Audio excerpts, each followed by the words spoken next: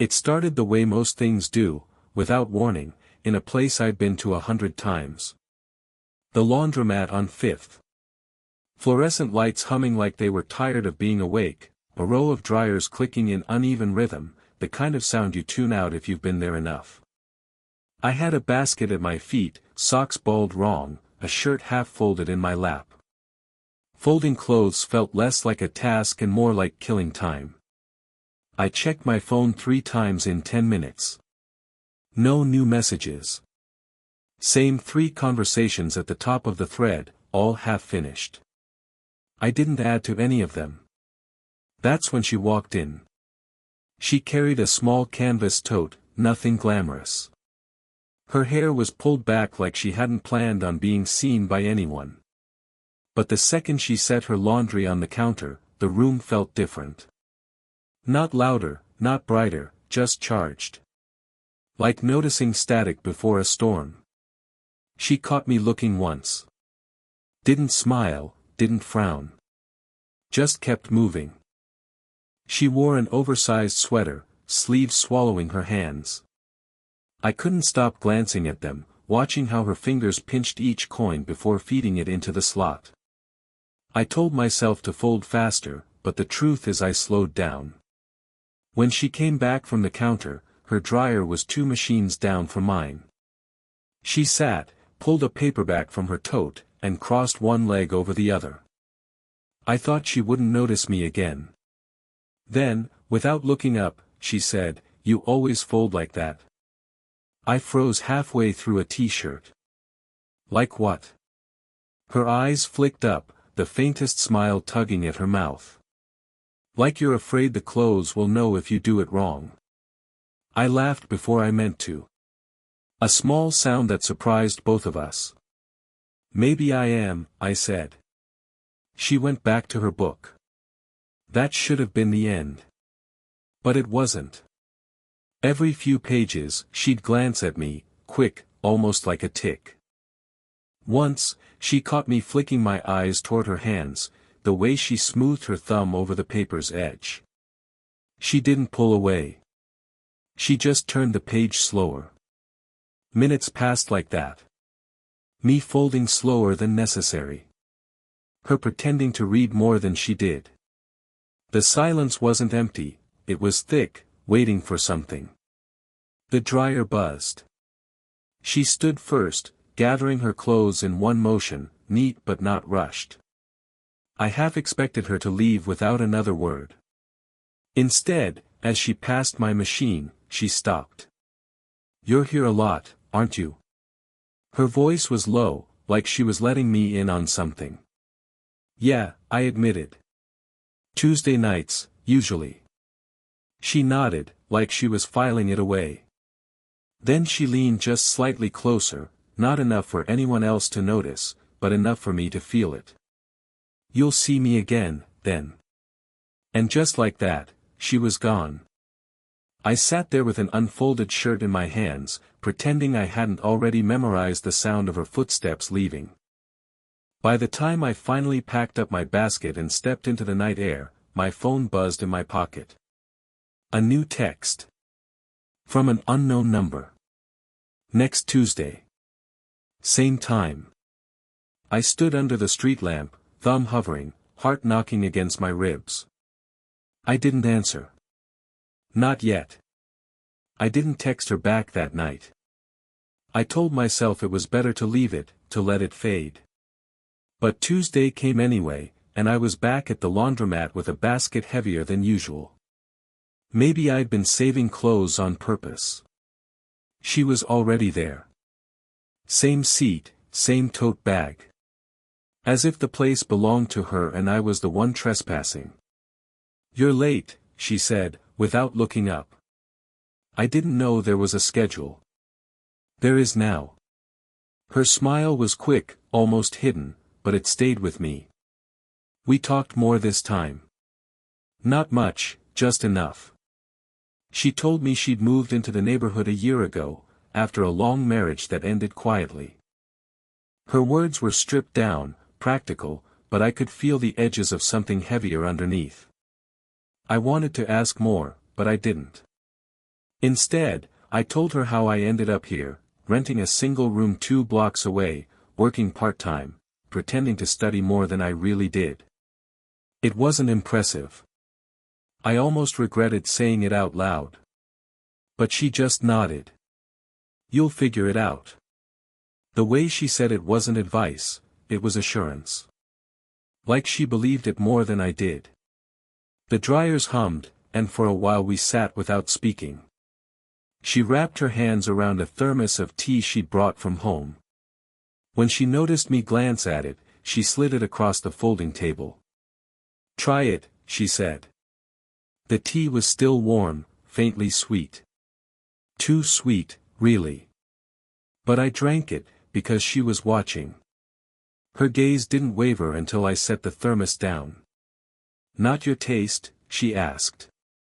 "It's fine," I said. Then, softer, "better than fine." That earned me a longer silence. One where the air felt almost too full. I kept noticing little things I shouldn't, like the line of her collarbone, the way she tucked her hair behind her ear when she leaned forward, the careful order in which she folded her clothes. Everything she did seemed deliberate, practiced, like she'd had years of being careful. That was when the thought hit me, she was at least 20 years older. She had lived a life I hadn't even touched yet. And here I was, drinking her tea, folding my shirts next to hers, pretending we were on the same page. I caught myself imagining her upstairs somewhere, in a quiet apartment, slipping her sweater off and hanging it neatly before bed. I imagined what it would be like to be let into that space. The thought made my stomach tighten with guilt before it could become anything else. When her dryer buzzed, she didn't stand right away. She stayed seated, fingers resting on the handle of her tote bag, as if she wanted to draw the moment out just a little longer. "You fold faster now," she murmured, not looking at me. Maybe I had a good teacher. Her hand brushed mine as she reached for her bag. It could have been an accident. It should have been an accident. But she didn't move it right away. Just the lightest pressure, her fingers warm against my skin. And then she stood, leaving me with the ghost of her touch like it meant more than I was ready to admit. The next Tuesday, I told myself not to go. I even threw my clothes into a corner like it didn't matter. But by 9 o'clock, I was there anyway. She wasn't. For the first 15 minutes, the laundromat was just humming machines and a kid at the far end playing with his phone. I kept checking the door, pretending not to. When she finally walked in, a small grocery bag tucked under her arm, I felt something loosen in me. Too much, too obvious. "You almost skipped me," she said, settling into her usual seat. "Thought maybe you'd quit," I admitted. Her head tilted, like she heard more in that sentence than I meant to give. She set the grocery bag on the table between us. Inside, a small container of rice crackers, a flask of the same sweet tea. Without asking, she pushed them toward me. The silence stretched. Her eyes lingered on mine longer than usual. I felt it, an opening, an invitation. But then she shifted back. Crossed her arms. "I shouldn't keep doing this." "Doing what?" I tried to sound casual. Failed. She didn't answer right away. Just exhaled, slow, through her nose. "Sitting here. Like this. People notice." I wanted to laugh it off, but before I could, someone did notice. My friend Mark, from class, walked in with a bag of laundry slung over his shoulder. He gave me a quick nod, then glanced at her, then back at me. His eyebrows lifted, amused. The moment collapsed. I busied myself with folding, faster than usual. She stayed quiet, eyes on her book, though I could see the way her foot tapped against the floor. Restless. When Mark left, just as quickly as he came, something between us had already shifted. She closed her book without marking the page. "You're young," she said suddenly. Not unkind. Just, a fact laid bare. I shrugged. So. Her gaze met mine then, steady, almost sharp. So don't waste your time sitting in a laundromat with me. The words should have stung. Instead, they pulled me closer. I reached for the container she'd brought, fingers brushing hers as I took it. This time she didn't move away. Her hand stilled under mine, warm, hesitant. Her lips parted, like she was about to say something, then closed again. The hum of the dryers filled the room, too loud, too steady. I leaned in, just slightly, enough that I could see the faint lines near her eyes, the way her breath caught in her throat. She didn't move. For a second, it felt like gravity itself was tilting us toward each other. Then the door clattered open. Another stranger. A basket squeaking across the tiles. We both flinched back at the same time, the spell broken but not gone. Her eyes lingered on me for one more beat. Next Tuesday, she whispered, almost to herself. And then she was gone, leaving the air thick with what almost happened. It wasn't Tuesday when I saw her next.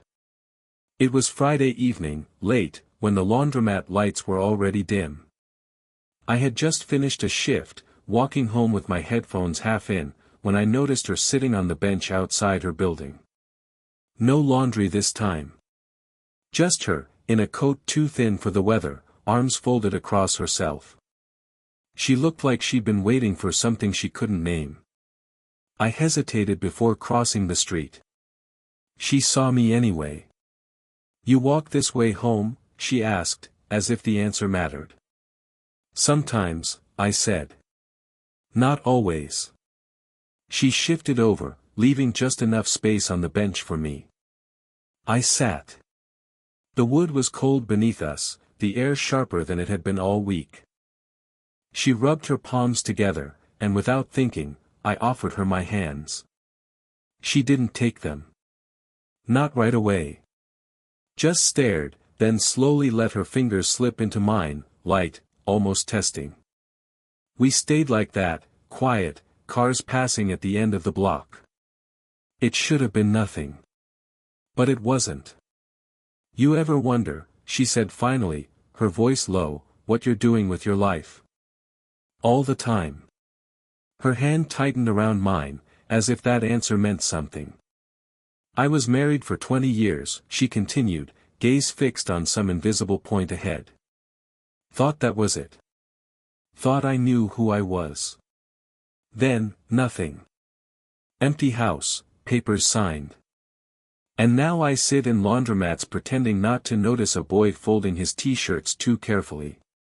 Her laugh was soft, bitter at the edges. I'm not a boy, I said, too quickly. That made her look at me. Really look. Her eyes lingered longer than they should have. No, she admitted. You're not. The silence pressed in.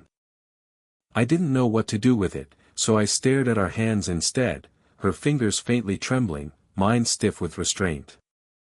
Sometimes I think I should stop, she whispered. Stop showing up, stop, this.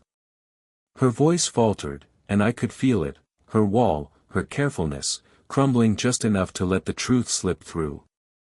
I wanted to say something back, something honest, but the words knotted up. Instead, I gave her hand a small squeeze, like an answer she'd have to interpret herself. Her breath caught. She turned toward me, close enough that I could see the faint curve of her lip trembling. For a moment, it felt inevitable, the tilt forward, the space between us collapsing. But she stopped just short. Pulled back a fraction. Shook her head as if to clear it. You shouldn't look at me like that, she said. I didn't tell her I couldn't help it. I just sat there, watching her shoulders rise and fall, both of us pretending the world hadn't just tilted under our feet. The next Tuesday, I went early. Too early. I sat in the laundromat pretending to scroll my phone, every buzz of the door making my chest tighten. But she never came. By the time my dryer cycle finished, I convinced myself she'd just been delayed. I lingered, folding slower than ever, waiting for her sweater sleeves to appear around the corner. They didn't. I told myself it was nothing. But Friday came, then Tuesday again. No sign of her. The seat she always claimed stayed empty, the hum of machines suddenly flat, ordinary. I considered knocking on her door once. I even stood outside the building, looking at the upstairs windows glowing faint yellow. My hand hovered near the buzzer, but I couldn't press it. Not without a reason. Not without admitting what this had turned into. The third Tuesday, she finally appeared. Not inside, but outside, locking the door of her building just as I was walking past. She froze when she saw me. "Oh," she said. Her voice sounded different, lighter, almost rehearsed. "You still doing laundry at night?" "Sometimes," I said. My throat felt dry. She smiled, but it didn't reach her eyes. "I've been busy. My daughter came home for a while. She noticed things. I thought it best to." She stopped. Bit her lip. "Anyway. Daughter." The word hit harder than I expected. A whole part of her life I hadn't pictured, suddenly real, walking around upstairs where I'd never be invited. I tried to laugh it off. Guess I should have realized Tuesdays weren't ours. The way she looked at me then, half apology, half warning, made it worse. "I don't want you to think," she started, then stopped.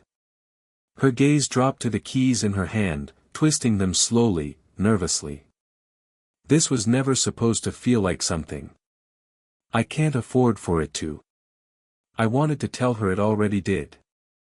That I replayed every line she'd spoken, every glance, every brush of her hand. Instead I shoved my hands into my pockets and nodded like I understood. We stood there in the cold, 2 feet apart, both pretending to search for words we weren't going to say. Finally, she gave a small wave, almost formal. "Take care," she whispered. Then she turned, disappearing into her building without waiting for an answer. I walked home in silence, my phone heavy in my pocket. Later, lying on my bed, I typed out a message. "I don't care about your daughter. I just miss you." My thumb hovered over send. But I didn't. I let the screen go dark, the words sitting there unsent, like everything else between us. It was raining the night I saw her again. Not a heavy storm, just the kind that blurred streetlights into smudges and turned every surface slick. I hadn't planned on stopping. I was walking home, hood up, when I noticed her porch light still on. She was standing in the doorway, arms folded, watching the rain like it was keeping her awake. I slowed, then forced myself to keep going. But her voice stopped me. "You're drenched." I turned. She was leaning against the frame, sweater sleeves pulled down to her wrists. She didn't move aside, didn't invite me in, just looked at me like she was deciding something. Before I could answer, she stepped back, leaving the door open. Inside, her kitchen was small, warm with the smell of tea. I stood awkwardly by the counter while she poured water into 2 mugs, hands steady, movements careful. "I shouldn't have disappeared," she said finally. "You don't owe me anything. That's not the point." She set 1 mug in front of me. The steam curled between us. "I don't let people close. Not anymore." Her voice broke a little on that last word. She looked down, pressing her fingers flat against the counter. I wanted to tell her I understood. But the truth was, I didn't. Not really. I only knew the hollow space she'd left when she vanished. So I said the only thing I could, I kept showing up. Even when you didn't. Her eyes lifted, searching mine, raw and uncertain. "Why?